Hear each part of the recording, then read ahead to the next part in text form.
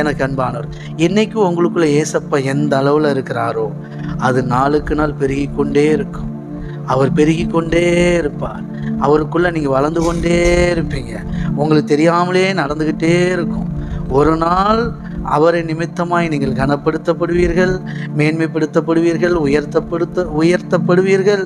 ஆமாம், கையை தட்டி பெற்றுக்கொள்ளுங்க. அது எல்லா இடமும் உங்கள் வீட்டில் நடக்கும், வெளியில் நடக்கும், 4 பேர் மத்தியில் நடக்கும். உங்களுக்குள்ளே இருக்கிறவர் இயேசு கிறிஸ்து. ஒரு சாதாரண ஆள் கிடையாது, அவர் வல்லமையானவர். எத்தனை புரியுது? உங்களுக்குள்ளேருந்து கிறிஸ்து வெளிப்பட அதை தான் விசுவாசத்தினுடைய அளவுன்னு சொல்கிறோம். உங்களுக்குள்ளே இருக்கிற விசுவாசம் பெருக பெருக பெருக உங்களுக்குள்ளேருந்து ஏசப்பா வெளியில் தெரிவாராம். உங்களுக்குள்ளேருந்து ஏசப்பா வெளிப்படுவாராம்.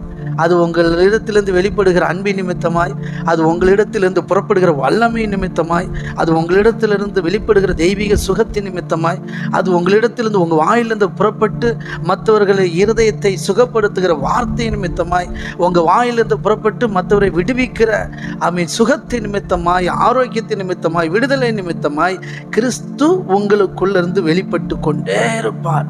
அப்பொழுது உங்களுக்கு அவராலே புகழும் கனமும் கீர்த்தியும் உண்டாகும். கையை தட்டி